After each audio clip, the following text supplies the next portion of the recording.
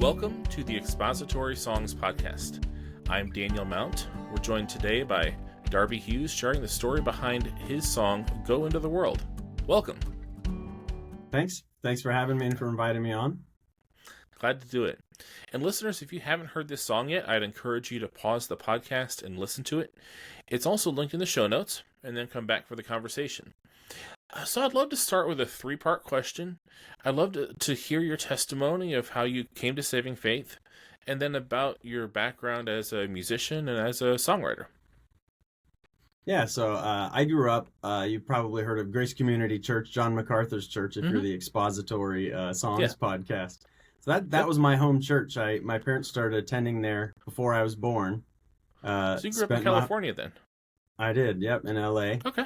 And I was a missionary kid, sent out from Grace Church for a few years. My parents were missionaries in Sri Lanka, and we came back in the late 80s. And I started getting involved in music at a young age. My mom signed me up for organ lessons, which at the time I wasn't so thrilled about, but it's turned out to be a good way to get started. But I was sort of a typical, second or third generation church kid growing up in a strong church, but really kind of taken for granted what I was raised in, and really didn't have a heart at all for the Lord, for the Word, for the gospel, and it just was a worldling in a good church. And it was actually the period of time finishing high school, getting into college, I was sort of at a crossroads, thinking about, like, I don't know if I vocalized it to myself, but is this my way out, sort of a thing. But God arranged for me to attend the master's college at the time, now the master's university. And it was actually through a New Testament class there that I was saved. One of my professors had us basically write our own commentary on the book of Romans as a semester project. And I was a math major at the time and had way too much homework, and so put it off till the last week or so of the semester, and spent the entire week of my spring break studying the book of Romans. And it was really what God used to lay everything out, who I was, where I really stood with him.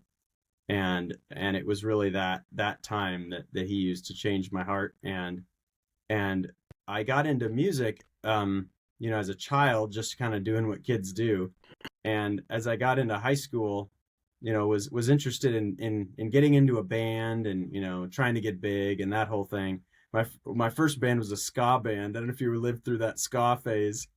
But we were I was like vaguely aware of it, but I was like also, I feel like I was like 7, 8, 9, 10 when it was really popular, so I wasn't plugged into it, but I was like aware. Yeah.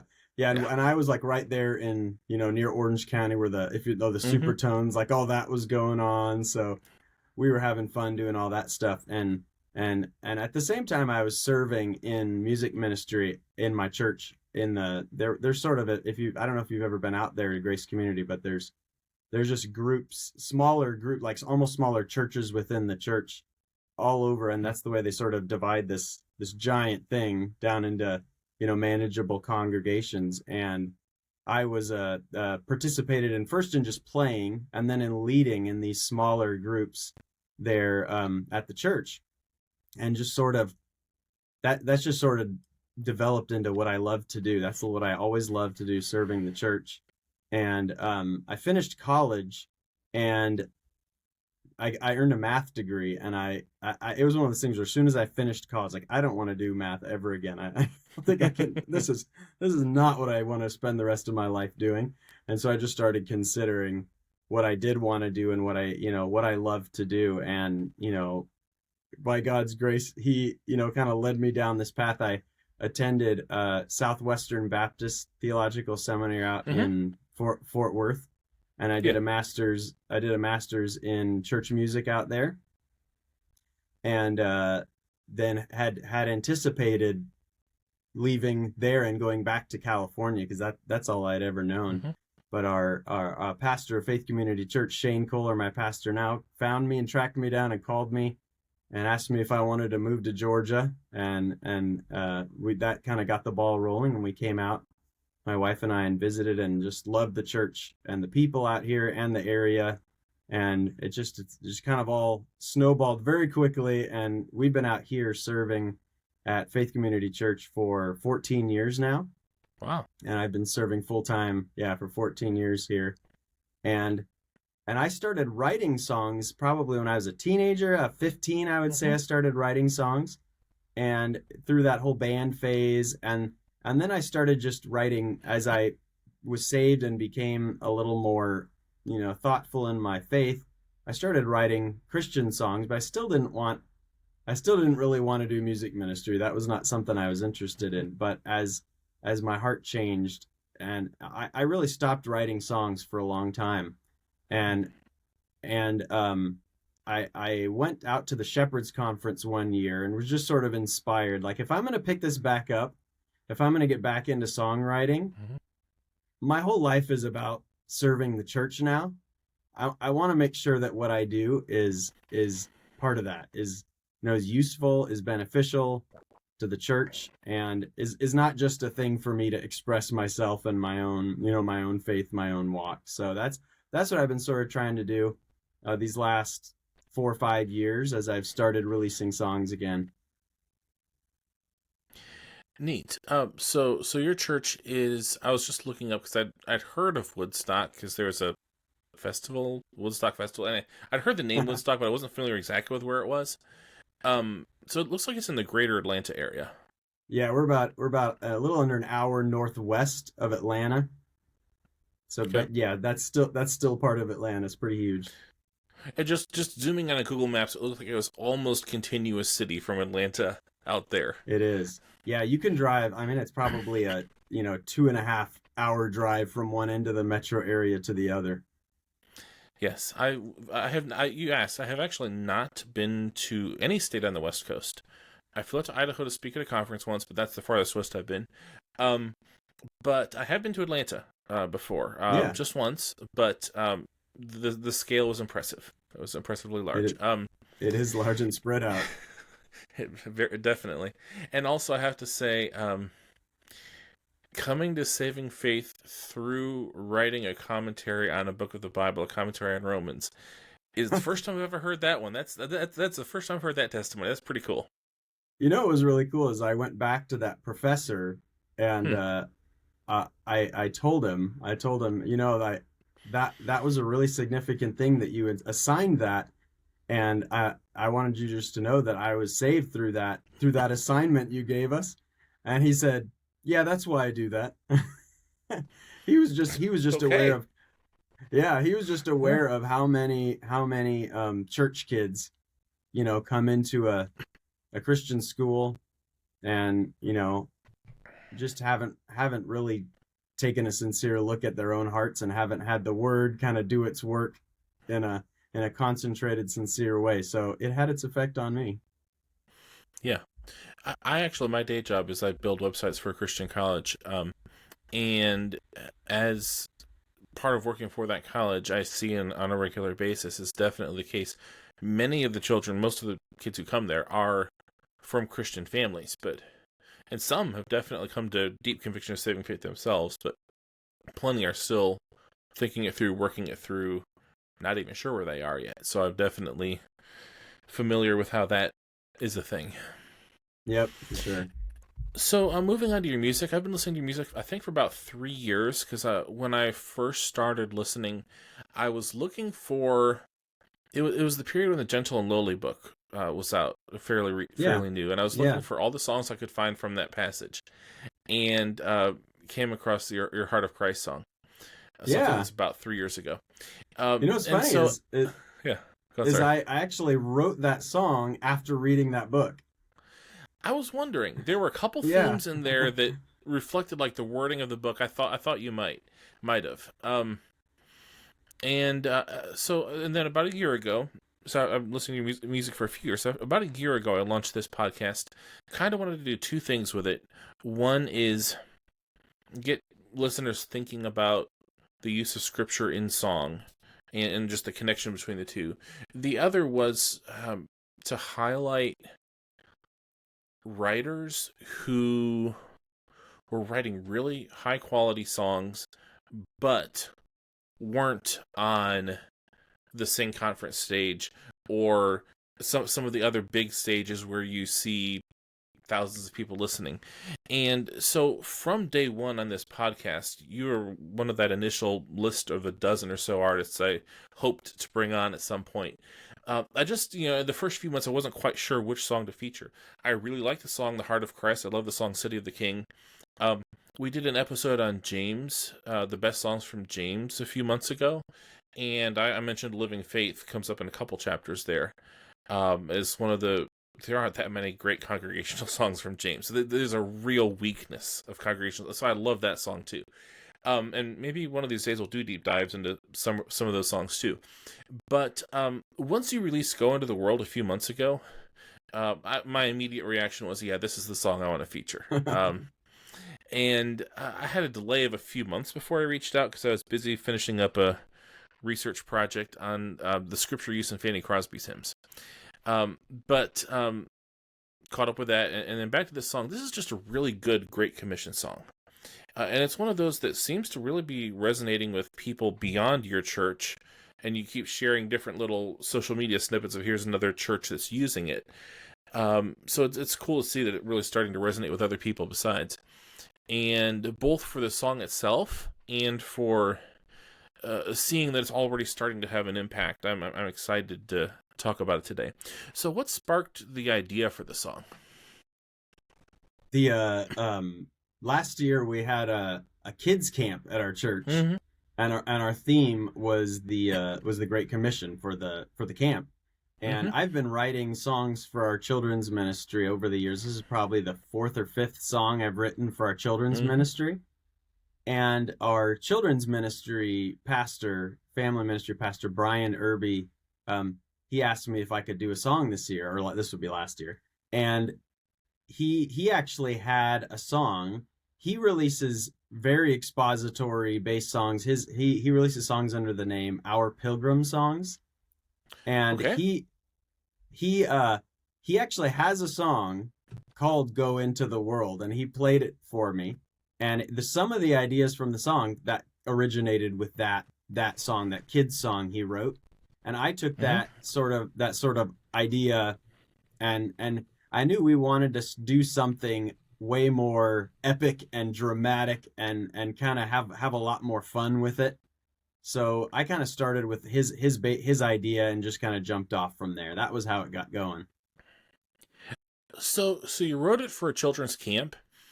Were you thinking of this like as you wrote it? Were you writing it to be a children's song to one extent or another, or was it a congregational song with like an arrangement epic enough that children can appreciate it too? I think when I was first originally writing it, I was thinking a kid's song. I was thinking this is fun for kids, but I tend to not want to write kids songs too childish. I find that kids really, kids really grab onto things that sound a little more legit. I think that they can sense when things are more legit. Not that I'm tooting my own horn that it's legit, but the difference between like you said like a cheesy kind of a simple, oh, kids will like that. It's good enough. Like kids want something fun. They want something cool, and they can appreciate music sometimes more than we do. So I was sort of at that angle, and I was a little bit surprised. We invite all the parents to come at the end of the camp, and all the parents started telling me, oh, I like that song. That doesn't sound like a kid song. I want, like, you should play that for us. I want to. So I said, oh, okay.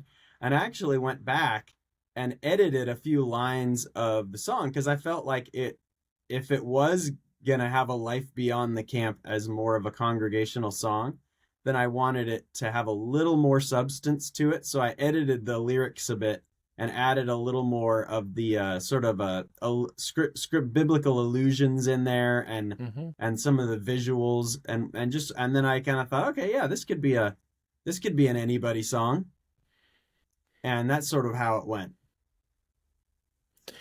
So This is like a general question of your songwriting process usually, but then also to whatever extent you recall as it applies to this particular song. Did you and do you generally start with a melody and lyric idea together and develop them together, or do you tend to get yourself to like an almost finished lyric and then write music, or the other way around? I usually start with the music. I usually Hmm. start because there's I can't remember who I read the quote that said like it needs to sing before it speaks. Okay. So I've always kind of that's always kind of worked well for me, that this needs to work well as a song before I'm gonna try to make sure what the message says that it gets across, and I want to make sure it's very singable before I figure out what I'm going to say. So that's always been my process. This one on the hand's a little different because I was sort of starting, since it did, the idea did come from that other song. I sort of did have a general gist, and then sometimes I'll start where I get like where I have one line or like a melody line. You might say a hook with Mm-hmm. a melody, part of a melody that has to have these words in it. Yeah. That's what makes it work, is these words along with those notes. And sometimes it comes simultaneously. But I'm usually working on the music first. And once I get sort of the basic idea, I'm rolling it around in my head for weeks. If I'm doing yard work or something, I'm singing Mm-hmm. it in my head over and over and over and over and working. Oh, that note doesn't work. How about if I do that instead? How about that? And then it'll usually like, and I'll pull my iPhone out with the voice memo app, and I'll usually like, get a quick recording before I forget, that kind of thing. Yeah. So the opening verses, the first, there's like two verses, and then you have your first chorus. So the Yeah. opening verses establish the context of the Great Commission. The first one is kind of describing the initial giving of the Great Commission, and then the second verse applies it to our context. Did Yep. you consider, just curious, as you were putting this together, did you consider doing that first verse original context chorus, second verse chorus? Um, and I'm interested in your thought process in moving the setting up to our time before we get to the chorus for the first time. Yeah, and I think as I was thinking through that first verse, like you said, sort of the historical context of Mm-hmm. the Great Commission, and then the second, the chorus is very much like a second person imperative go, and so I didn't feel like there was any sort of a setup for that imperative Mm-hmm. from that first verse. It needed to be, it needed to come, the finger needed to get pointed at us first before we're told to go. Okay, So this that makes wasn't just sense. something that happened historically. Like it impacts us. Yeah. So we have a similar enough background theologically in that I'm also Reformed Baptist. And I noticed the wording of the first verse to find all the children of God lost in sin. Is that wording you just happened upon, or were you intentionally working toward wording that helps us understand and frame evangelism in the light of God's sovereignty and predestinating us and electing us without weighting it down with big words that like kids can't Yeah. understand? Yeah, well, and that was one of my favorite lines from the song I got the idea from Brian Irby. Okay. He had something similar to that on the in that spot, and I really liked the way it did communicate the idea of the lost. Some of those lost people are God's children, and our mission is to find them, and is to Just to find to them. preach the gospel to them. Yeah. And So as we I move on to the oh, go on, sorry. There you go. Go ahead. Okay. Now I was going to move on to the chorus. So if you had any other thoughts on those first verses, by all means, go for it. Nope, go right ahead. Okay. So the chorus is drawn so deeply from the Great Commission that I think I should read it, and then we'll talk about it. Matthew 28:19 and 20 says, "Go therefore and make disciples of all the nations, baptizing them in the name of the Father, and of the Son, and of the Holy Spirit, teaching them to observe all things that I have commanded you. And lo, I am with you always, even to the end of the age. Amen." Um, so I'd love to hear any thoughts generally you have on writing the chorus, but along with that, I have a specific question on the melody. Yeah. It's really interesting and unusual how you end it. And I'm just set up in my office because I have children sleeping upstairs, so I don't have a piano handy. So just to describe this question without a piano handy requires a little bit of music theory, and my apologies for listeners who might find this part a little repetitive. But for everybody else, I'll describe it two different ways. Some of us talk about notes using do, re, mi, fa, sol, la, ti, do, and others of us use 1, 2, 3, 4, 5, 6, 7, 8, where 1 is do, re is 2, mi is 3, and so forth. Probably more than 90% of choruses in congregational music end resolving, the final note is a 1. It's or a do, whether that's the root of the major chord or the minor chord, whether it's a major song or minor key song. And of that last 10% or so, almost all of them end on a 3 or a 5, a mi or a sol. So the first and second times around on this chorus, you end the chorus on a re or a 2. And then at the end, you end on a tag of so now go, which goes 8, 7, 6 or do, ti, la. And for a song that's not especially somber or like minor key oriented, that's unexpected. And part of, I think, why it catches our attention.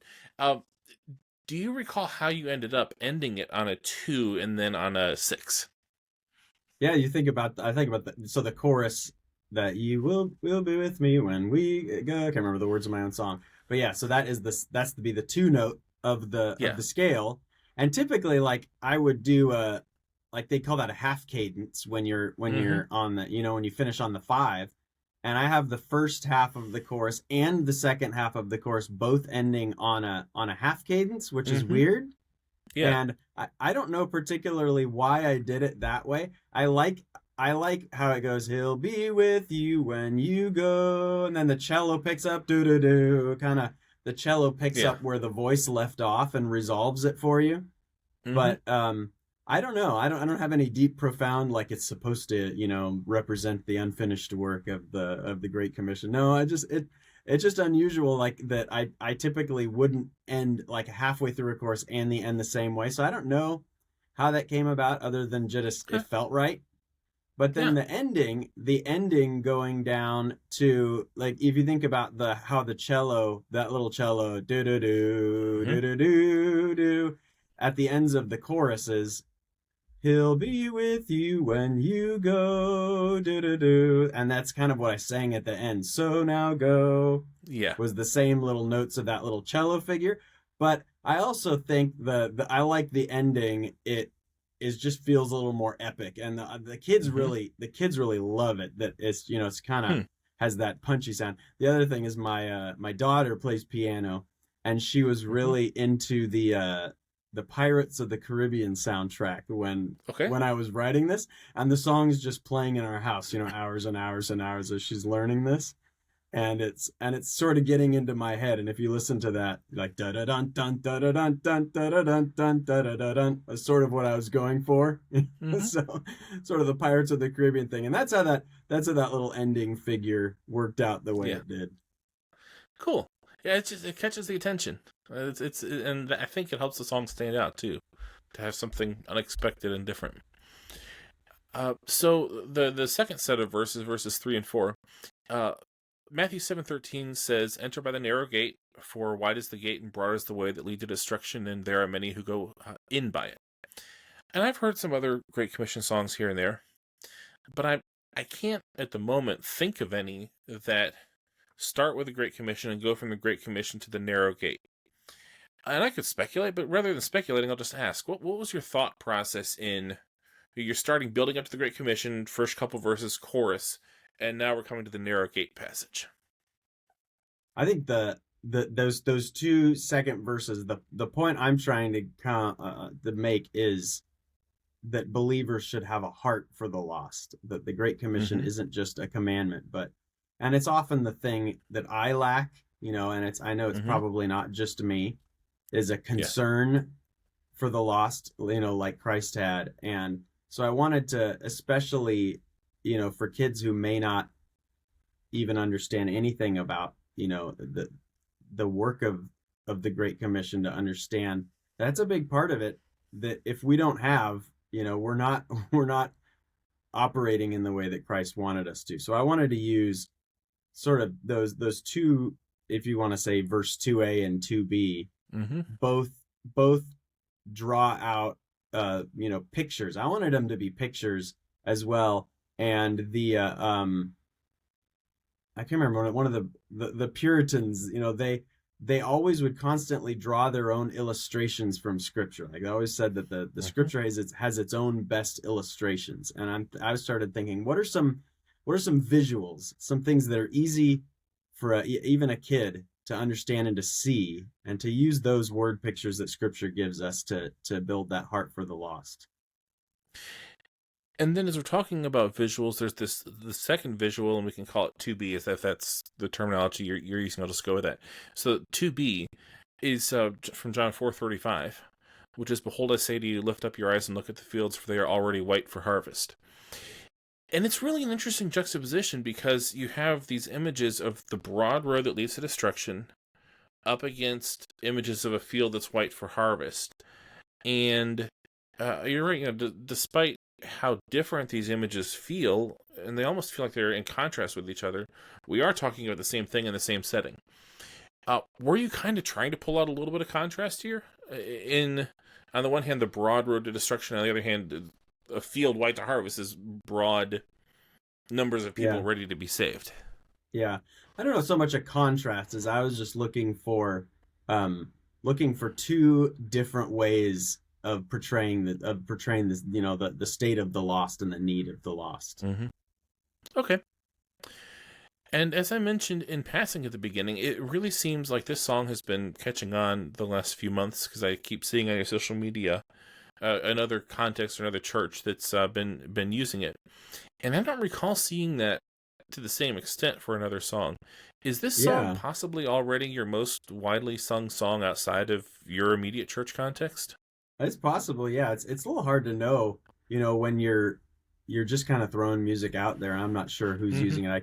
I can track a little bit on CCLI if people report, and I do get those CCLI reports But twice the a year small or so. But churches, but the yeah, small churches, like a lot of Reformed Baptist churches, like my church has 60 people. I think it's like when you maybe yeah, more than 100, you give individualized reporting of every song you sing. yeah, So, like the small churches, you just don't see what the small ones are singing, even the ones who yeah. are with CCLI.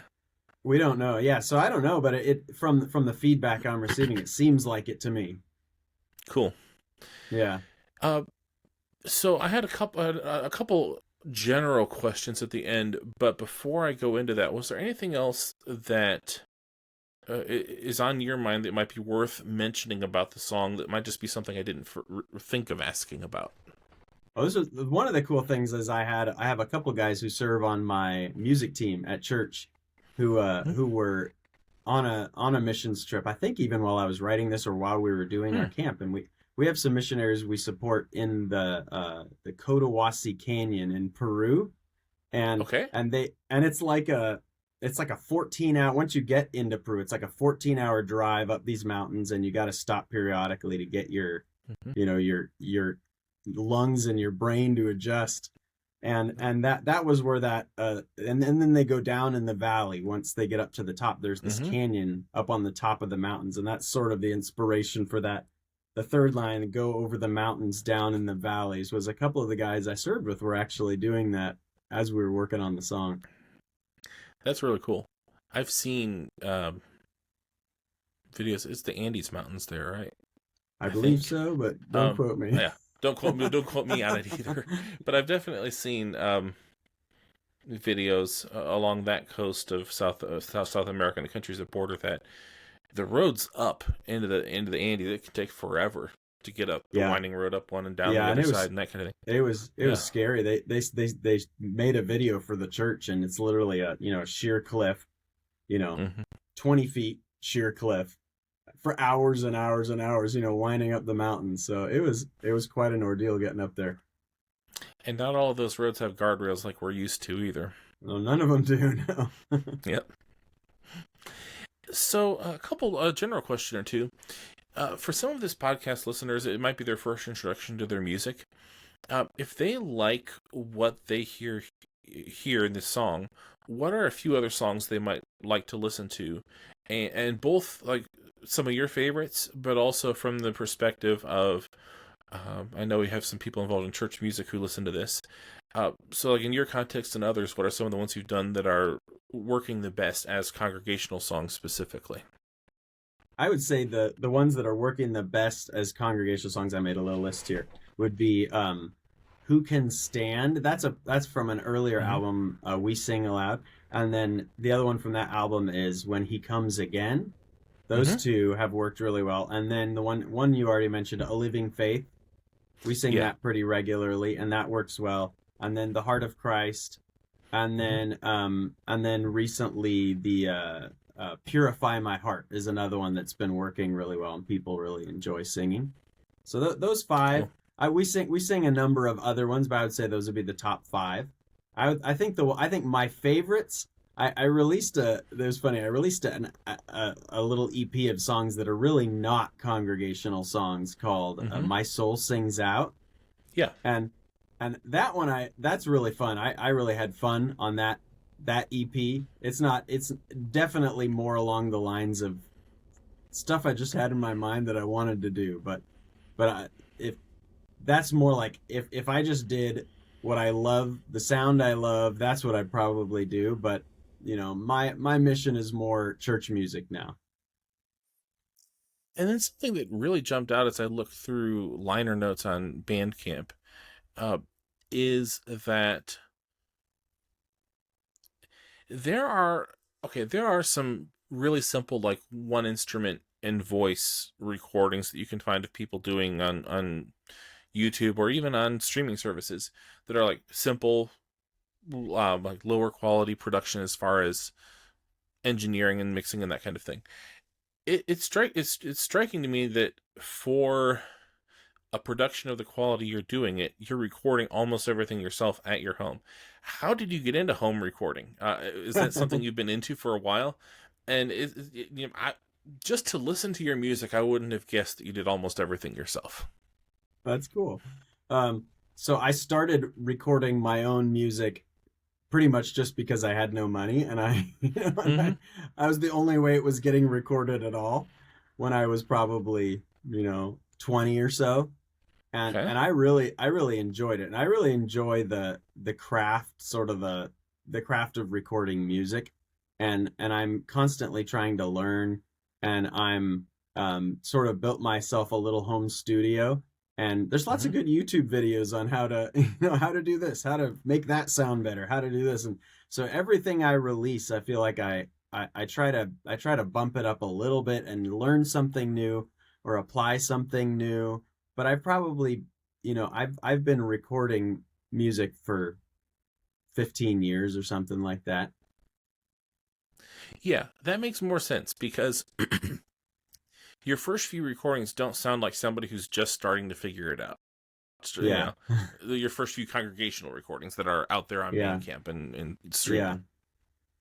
Yeah. So I had already had some um, time working that stuff out, but I feel like the last three releases, maybe, I feel like I've finally gotten to the point where I'm happy with with the quality of what I'm able to release. And now I feel like, having put in the time and sort of invested in equipment and learning, that I can put out what I want to put out now. Obviously, it's still not gonna come to the same level as something that's produced in a major studio and mastered in a major studio and all that. But I'm mainly wanting to serve the church, and it costs a small fortune to get everything done at that high level.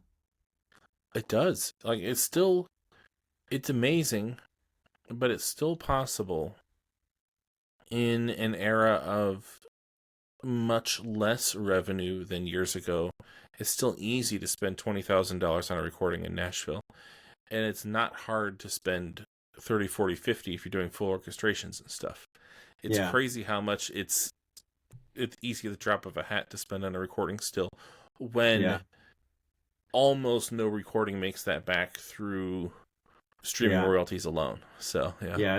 It's yeah, and that's the bottom line sort of thing. I'm also thinking, I'm a married family man, and I can't Mm-hmm. invest thousands of dollars in in my side project here. We just don't, So if I'm gonna do this, I want to find a way to do it sustainably, and I feel like it's working. And I mean, I genuinely, I've had some artists come on this podcast who have Nashville or Nashville quality type productions like Caroline Cobb, Wendell Kimbrough, and others. And I really feel like your music is on par with that as far as production quality. It's really good. And I Well, appreciate thank the you. production quality of what you're doing. Thank you. I'll keep it up. Sure.